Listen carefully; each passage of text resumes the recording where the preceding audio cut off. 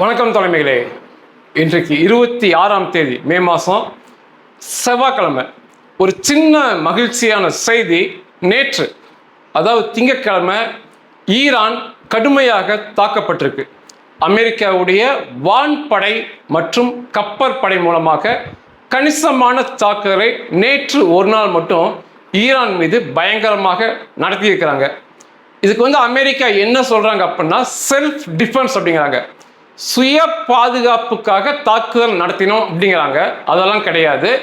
இது ஒரு எச்சரிக்கை தாக்குதல் எடுத்துக்கலாம். வார்னிங் ஷாட் அப்படிம்பாங்க.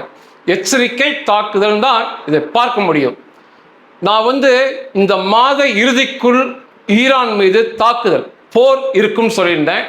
அதை தாண்டி இந்த வியாழக்கிழமை பக்ரீத்துக்குள்ள சுமூகமான முடிவு ஏற்படும் சொல்லியிருந்தேன். ஆனால் தொடர்ச்சியாக பிரச்சனையாக தான் போகுது. அதனால தான் இந்த எச்சரிக்கை தாக்குதல். இரண்டு பிரச்சனை. ஒன்று, பதில் சொல்வதற்கு கால தாமதமாகுது. ஈரான் ரொம்ப நேரத்தை எடுத்துக்கிறாங்க அப்படிங்கிறாங்க அமெரிக்கா தரப்புல. இதற்கு காரணம் இப்ப ஈரான் தரப்பிலிருந்து பேச்சுவார்த்தைக்கு வருவது அந்த வெளியுறவுத்துறை அமைச்சர் அப்பாஸ் அரகாசி வரான், அல்லது சபாநாயகர் முகமது காலிபாப் வரான். இவனுக்கு என்னதான் பேசினாலும் முடிவெடுக்க வேண்டியது ஈரானில் இன்றைக்கு தலைமையாக செயல்படும் இந்த IRGC பேடி இராணுவத்தின் 5 உயர் மட்ட தளபதிகள் முடிவெடுக்கணும். அதை தாண்டி எலி கொமேனியின் மகன் மொஸ்தபா கொமேனி இருக்கிறான், அவன் முடிவெடுக்கணும் அப்படிங்கிறாங்க. நம்மை போன்று உடனடியாக செல்போனில் தொடர்பு கொண்டு அவர்கள் பேசுவது கிடையாது. அதுதான் பிரச்சனை. மொஸ்தபா கொமேனிலாம் இன்னைக்கு கொரியர் முறையில் தான் பேசிக்கிட்டு இருக்கான். அது எப்படின்னா, இங்கிருந்து ஒரு தகவல் ஒரு நபருக்கு போகும், அந்த நபர் அந்த தகவலை வேறு ஒருத்தனுக்கு சொல்லுவான், அவன் இன்னொருத்தனுக்கு சொல்றான். அப்படியே காதுகள் மாறி மாறி மாறி போய் கடைசியாக ஒரு நபர் அந்த மொஸ்தபாவை நேரில் சந்தித்து தகவல் சொல்றான். அதுக்கப்புறம் அவன் யோசிச்சு அந்த மொஸ்தபா கொமேனி பேடியும் இந்த இராணுவ தளபதிகளும் யோசித்து பதில் சொல்லி, அதே முறையில் செல்போன் இல்லாமல் கொரியர் மூலமாக நபர்கள் நபர்கள் நபர்கள் தாண்டி தாண்டி தாண்டி அப்பாஸ் அரகாசிக்கு பதில் சேருது. இது மிகப்பெரிய கால தாமதத்தை ஏற்படுத்துது. அமெரிக்கா தரப்பில் அப்படி அல்ல. பேசுனாங்க அப்படின்னா அந்த முடிவை உடனடியாக செல்போனில் கூப்பிட்டு ட்ரம்ப்ட சொல்லுவாங்க. ட்ரம்ப் உடனடியாக செல்போனிலே பதில் சொல்லுவார். இங்கே அப்படி இல்லை. அது ஒரு பிரச்சனை. இரண்டாவது மிகப்பெரிய பிரச்சனை, இந்த நொடி பொழுது வரைக்கும் ஈரானுக்கு அந்த செறிவூட்டப்பட்ட யுரேனியத்தை கொடுப்பதற்கான முழு மனது வரவில்லை. அதுக்கு என்னென்னமோ அவங்க பதில் சொல்கிறாங்க. நாங்கள் ஈரானில் அதை வேற ஏதாவது பண்ணுறோம், அதை பூஜ்ஜியத்துக்கு கொண்டு போகிறோன்னு சொல்லி இந்த மனுப்பல் பதில்கள் வருதே ஒழிய, அமெரிக்கா கேட்பது போல உடனடியாக அதை அமெரிக்கா வசம் 480 கிலோ ஒப்படைச்சிரு, அதை நாங்கள் அழித்து விடுகிறோம் அப்படிங்கிறாங்க அமெரிக்காவில். எங்களுக்கு உன்னுடைய யுரேனியம் அவசியமே இல்லை, எங்களிடம் எண்ணற்ற யுரேனியம் இருக்கு, நாங்கள் அதை அழித்து விடுகிறோம் சொல்றாங்க. உடனடியாக கொடுத்து விடுவதற்கு ஈரானுக்கு இந்த நொடி பொழுது வரை மனசு இல்லை. நேற்றைய நடத்திய தாக்குதலை ஈரான் தரப்பிலும் அரபு நாடுகள் தரப்பிலும் அமெரிக்கா தரப்பிலும் உறுதிப்படுத்தியிருக்கிறாங்க. அமெரிக்காவுடைய சென்ட்ரல் கமாண்ட் அப்படிம்பாங்க, கட்டளை தலைமையகம், அதனுடைய பேச்சாளர் மற்றும் அமெரிக்கா கப்பற்படை கேப்டன் டிம் ஹாக்கின்ஸ் தான் நேற்று இந்த தகவலை வெளி உலகத்துக்கு சொன்னார். அவர் என்ன சொன்னார்னா, முதல்ல இந்த ஹொர்மோஸ் ஜலசந்தியில் அந்த கடல் கன்னிவெடி புதைத்து கொண்டிருந்த ஈரான் IRGCக்கு சொந்தமான 2 படகுகளை முற்றாக தகர்த்து ஜலசமாதியாக்கணும். ஒன்று முதல் தாக்குதல். இரண்டாவது, பந்தார் அப்பாஸ், இது ஒரு துறைமுக பகுதி, அங்கே செயல்பட்ட surface to air missile battery, தரையிலிருந்து வானத்திற்கு வருகின்ற ஏவுகணை அனுப்பக்கூடிய தொகுப்புகளை தகர்த்தோம்.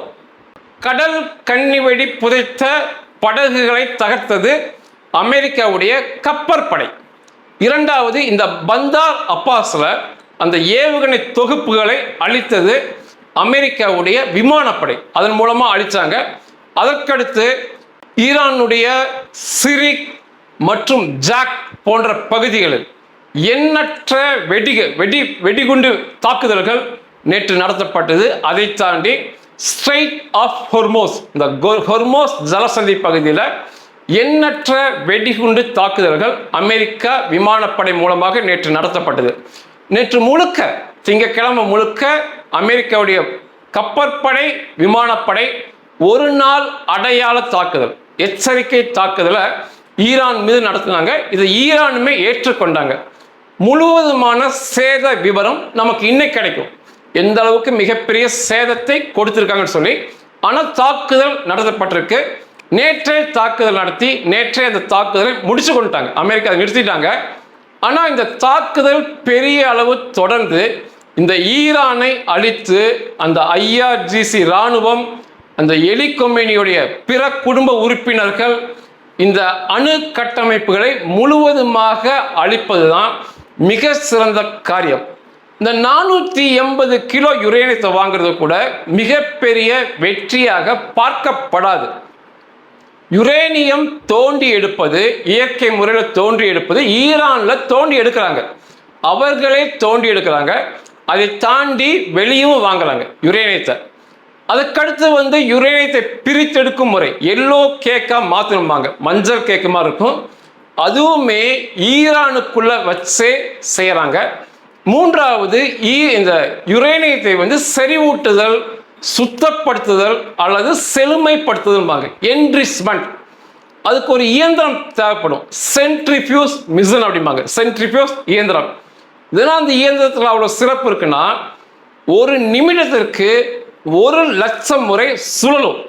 அந்த இயந்திரத்துக்குள்ள சுழலும் அமைப்பு ஒரு நிமிஷத்துக்கு 1,00,000 முறை சுழலும். 1,00,000 RPM அப்படிம்பாங்க, 1,00,000 ரவுண்ட் பர் மினிட் அல்லது 1,00,000 ரெவல்யூஷன் பர் மினிட் அப்படிம்பாங்க. 1,00,000 முறை சுழலும் ஒரு நொடிக்கு. இப்படி ஒரு நொடிக்கு 1667 முறை அந்த இயந்திரத்துக்குள்ள அந்த பாகம் சுழல் இருக்கும். மிகப்பெரிய விஷயம் அந்த சென்ட்ரிஃபியூஸ் இயந்திரம் செய்வது. அந்த சென்ட்ரிஃபியூஸ் இயந்திரத்தையுமே சுயமாக ஈரானே சொந்தமாக தயாரிக்கிறாங்க. அப்போ யுரேனியம் அவங்ககிட்ட இருக்கு, எல்லோ கேக் அவங்களே பண்ணுறாங்க, சென்ட்ரிஃபியூஸ் இயந்திரம் அவங்களே சொந்தமாக செய்யும்போது இப்பொழுது அந்த 480 கிலோ தாண்டி 2000 கிலோ யுரேனியம் ஈரானில் இருக்குன்னு மதிப்பிடப்படுது. அதை தாண்டி அவங்க தோண்டி எடுக்கலாம், அதை தாண்டி யுரேனியம் அவங்க வாங்கலாம். நிச்சயமாக மிகப்பெரிய நாடு ஈரான். எங்காவது ஒரு மூலையில் வச்சு நிச்சயமாக அணுகுண்டுக்கு தேவைப்படும் சுத்தமான யுரேனியத்தை செய்து நிச்சயமா அணுகுண்டு செஞ்சிருவாங்க. ஒரு அடிபட்ட மிருகம் என்பது மிக கொடூரமாக மிக கோபமாக தான் இருக்கும். அதனால முழுசா இந்த பிரச்சனையை முடிச்சுறதான், அதாவது ஃபினிஷ் த ஜாப் அப்படிம்பாங்க. இந்த வேலையை முடிக்கிறது தான் மிகச்சரியான ஒன்று. ஈரான் மீது மீண்டும் பயங்கர தாக்குதலை ஆரம்பித்து அந்த தலைவர்களை தளபதிகளை கொன்று அந்த இராணுவத்தை ஒன்றுமில்லாமல் பண்ணி இந்த அணு கட்டமைப்பை அடித்து நொறுக்குவதுதான் மிகச்சிறந்த வழி. ஈரான் என்பது இந்த IRGC இராணுவமற்ற எலி கொமேனி வாரிசுகளற்ற ஒரு சுதந்திரமான ஈரானாக இருப்பதுதான் எதிர்கால உலகத்திற்கு நல்லது, இஸ்ரேலுக்கு நல்லது. அதை தாண்டி இன்னைக்கு இஸ்ரேல்லாம் மிகப்பெரிய கொந்தளிப்பான சூழல் போயிட்டு இருக்கு. லெபனானுக்குள்ள நேற்று வரை 23வது இஸ்ரேல் இராணுவ வீரர் மாவீரர் வீர மரணம் அடைஞ்சிருக்காரு. தினம் ஒரு இஸ்ரேல் இராணுவ வீரர் கொல்லப்படுறாங்க பரிதாபமா. ஏன்னா லெபனானுக்கும் இஸ்ரேலுக்கும் ட்ரம்ப் அவர்கள் தான் தோன்றித்தனமாக 60 நாள் சண்டை நிறுத்தம் அறிவிச்சிருக்காரு. சண்டை நிறுத்தம் இருப்பதால இஸ்ரேல் விமானப்படை உள்ளே சென்று பயங்கர தாக்குதல் நடத்த முடியல. அப்படி மட்டும் சண்டை நிறுத்தம் இல்லாட்டி இஸ்ரேல் விமானப்படை இந்நேரத்திற்கு லட்சம் லட்சம் லட்சம் கிலோ குண்டுகளை இந்த லெபனான் மேல போட்டுட்டு இருப்பாங்க. அது செய்ய முடியல. இந்த விமானப்படை இல்லாம இஸ்ரேலுடைய காலாட்படை மட்டும் அந்த லெபனானுக்குள்ள செயல்படுவதால தினம் ஒரு இஸ்ரேல் ராணுவ வீரர்களை இந்த ஹிஸ்புல்லா பயங்கரவாத இயக்கத்தின் ட்ரோன்கள் மூலமாக தேர்ந்தெடுத்து கொன்று கொண்டே இருக்காங்க. தினம் ஒரு அஞ்சலி செய்தி இஸ்ரேல் ராணுவம் மற்றும் இஸ்ரேல் பிரதமர் வந்துகிட்டே இருக்கு. 23வது ராணுவ வீரர் கொல்லப்பட்டிருக்கார். இது மிகப்பெரிய இழப்பு இஸ்ரேலுக்கு. லெபனானையும் அடிக்க முடியல, ஈரானையும் அறகுறையா அடிச்சுட்டு இந்த சண்டை இப்படியே நிற்கிறது என்றால் இது ஒரு மிகப்பெரிய ஆத்திர சூழலுக்கு இஸ்ரேல் மக்களை கொண்டு சென்றிருக்கிறது. 480 கிலோ யுரேனியம் வாங்கினா கூட அடுத்து இருக்கும் யுரேனியத்தில் நிச்சயமாக அணுகுண்டுகள் செய்வார்கள் ஈரான். அதில் எந்த மாற்று கருத்துமே இல்லை. மிகப்பெரிய நிர்பந்தம் நெத்தன்யாகுவுக்கு ஏற்பட்டிருக்கு. இப்படியே நிறுத்திட்டாங்க அப்படின்னா இந்த இஸ்ரேல் எதிர்காலத்திற்கு மிகப்பெரிய அச்சுறுத்தலாக ஈரான் மற்றும் லெபனான் ஹிஸ்புல்லா எல்லாமே வருவாங்க. இன்னைக்கு இஸ்ரேல் ராணுவ வீரர்களை தாண்டி இஸ்ரேலுக்குள்ள இந்த லெபனான் ஹிஸ்புல்லா ட்ரோன்கள் அவர்கள் வீடுகளை தாக்குதல் நடத்தியிருக்கு. நேற்று எல்லாமே ஹிஸ்புல்லாவின் தலைவன் ஒளிந்து திரியும் பேடி நாயிம் காசிம் நேற்று கூட லெபனான் அரசுக்கு பகிரங்கமான மிரட்டல் விடுத்திருந்தான். எக்காரணம் கொண்டும் இஸ்ரேல் கூட பேச்சுவார்த்தை என்று ஒன்று இருக்கவே கூடாதுன்னு சொல்லி நேற்று அதிபர் ஜோசப் ஆன் அதற்கு ஏற்றாற் போல வரும் காலங்களில் இஸ்ரேலோடு பேச்சுவார்த்தை இருக்காது, முழுக்க இஸ்ரேல் வெளியேறி செல்ல வேண்டும், லெபனானை விட்டு வெளியே செல்ல வேண்டும்னா நேற்று அவன் பேட்டி கொடுத்திருந்தான். இப்படி இந்த தான் தோன்றித்தனமான ட்ரம்பால் அறகுறையா இந்த ஈரான் அடிக்கப்பட்டு அறகுறையாக இந்த ஹிஸ்புல்லா அடிக்கப்பட்டு அப்படியே விடுவது இஸ்ரேல் எதிர்காலத்திற்கு மிகப்பெரிய சிக்கலாக மாறும். அதனால நேற்று நடத்திய எச்சரிக்கை தாக்குதலை தொடர்ந்து பிரம்மாண்ட போரை ஈரானோடு அறிவித்து அமெரிக்காவும் இஸ்ரேலும் தோளோடு தோள் சேர்ந்து ஈரானை நிர்மூலமாக்குவது, இந்த லெபனானை நிர்மூலமாக்குவது தான் மிகச்சிறந்ததாக அமையும். அதே சமயத்தில் இந்த பாலைவன பயங்கரவாத அரபுகள் மற்றும் பயங்கரவாத இஸ்லாமிய நாடுகளுக்கு ஒரு பாடமாக அமையும். அதுவுமே இஸ்ரேல் இப்படி அணுகுண்டுகளை செய்து வைத்து சும்மா வைத்துட்டு இருப்பது போட்டலாம். ஈரான் மீது லெபனான் மீது அணுகுண்டுகளை காசா மீது நிச்சயமா போடலாம்.